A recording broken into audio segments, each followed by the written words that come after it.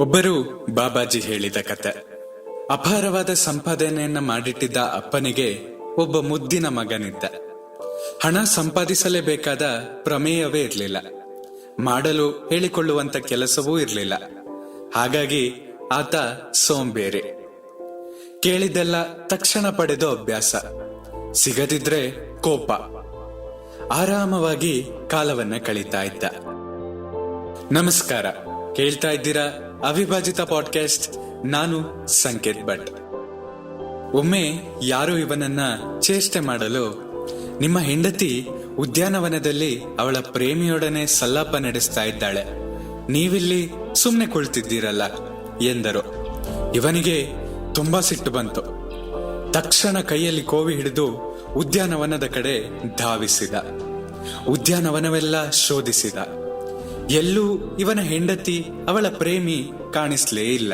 ಆಗ ಇವನ ಕುಟುಂಬದ ಪರಿಚಯವಿದ್ದ ಹಿರಿಯರೊಬ್ಬರು ಈತನನ್ನ ಕಂಡು, ಕೈಯಲ್ಲಿ ಕೋವಿ ಹಿಡಿದು ಏನನ್ನ ಹುಡುಕ್ತಿದ್ದೀಯಾ ಎಂದು ಕೇಳಿದ್ರು. ನನ್ನ ಹೆಂಡತಿ ಇಲ್ಲಿ ಅವಳ ಪ್ರೇಮಿಯೊಂದಿಗೆ ಸಲ್ಲಾಪದಲ್ಲಿ ತೊಡಗಿದ್ದಾಳೆಂದು ಸುದ್ದಿ ಬಂತು. ಅವಳನ್ನು, ಅವಳ ಪ್ರೇಮಿಯನ್ನು ಹುಡುಕ್ತಿದ್ದೇನೆ. ಸಿಕ್ಕರೆ ಇಬ್ಬರನ್ನು ಸುಟ್ಟು ಬಿಡುತ್ತೇನೆ ಎಂದು ಬುಸುಗುಟ್ಟುತ್ತಾ ಹೇಳ್ದ. ಆ ಹಿರಿಯರು ಆಶ್ಚರ್ಯದಿಂದ, ನಿಮ್ಗೆ ಮದುವೆ ಯಾವಾಗಾಯ್ತು? ನಿಮ್ಮ ಹೆಂಡತಿ ಯಾರು ಎಂದು ಕೇಳಿದ್ರು. ಆಗ ಇವನಿಗೆ ಇನ್ನೂ ಮದುವೆಯೇ ಆಗಿರದ ಮುಂಗೊಪ್ಪದಲ್ಲಿ ಪ್ರಜ್ಞೆ ಕಳೆದುಕೊಂಡ ಅರಿವಾಯಿತು. ಕೋವಿಯನ್ನು ಕಂಕಳಲ್ಲಿಟ್ಟು ಮನೆಗೆ ಮರಳಿದ. ಈ ಕಥೆಯನ್ನ ಕೇಳಿದ ಭಕ್ತರೊಬ್ಬರು, ಬಾಬಾಜಿ, ನನಗೂ ಹೀಗೆಯೇ ಸಿಟ್ಟು ಬರುತ್ತದೆ. ನನ್ನಿಂದ ಮಾಡಬಾರದನ್ನೆಲ್ಲ ಮಾಡಿಸುತ್ತದೆ. ನನ್ಗೇನಾದ್ರೂ ಒಂದು ಮಾರ್ಗ ತೋರಿಸಿ ಎಂದು ಕೋರಿದ್ರು. ಬಾಬಾಜಿ ಅವರು ಸ್ವಯಂ ನಿಯಂತ್ರಣ ಅಥವಾ ಮನೋವೈದ್ಯರ ಸಲಹೆಗಳನ್ನ ಸೂಚಿಸಿದ್ರು. ಅವರು, ಸ್ವಯಂ ನಿಯಂತ್ರಣ ನನ್ನಿಂದಾಗದ ಕೆಲಸ ಮತ್ತು ನಮ್ಮ ಮನೋವೈದ್ಯರಿಗೆ ನನಗಿಂತ ಸಿಟ್ಟು ಜಾಸ್ತಿ, ಅದು ಪ್ರಯೋಜನವಿಲ್ಲ. ನೀವೇ ಏನಾದ್ರೂ ಮಂತ್ರತಂತ್ರ ಮಾಡಬೇಕು ಎಂದು ಕೇಳಿಕೊಂಡ್ರು. ಬಾಬಾಜಿ ಅವರು ಎಷ್ಟು ಹೇಳಿದ್ರು ಕೇಳಲಿಲ್ಲ.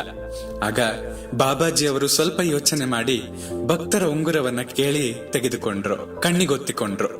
ಒಂದೆರಡು ನಿಮಿಷದ ನಂತರ ಅವರಿಗೆ ಉಂಗುರವನ್ನ ಹಿಂತಿರುಗಿ ಕೊಟ್ಟು, ಇದೀಗ ಮಂತ್ರಿಸಲ್ಪಟ್ಟ ಉಂಗುರ, ಇದನ್ನು ನಿಮ್ಮ ದೇವರ ಮನೆಯಲ್ಲಿಡಿ.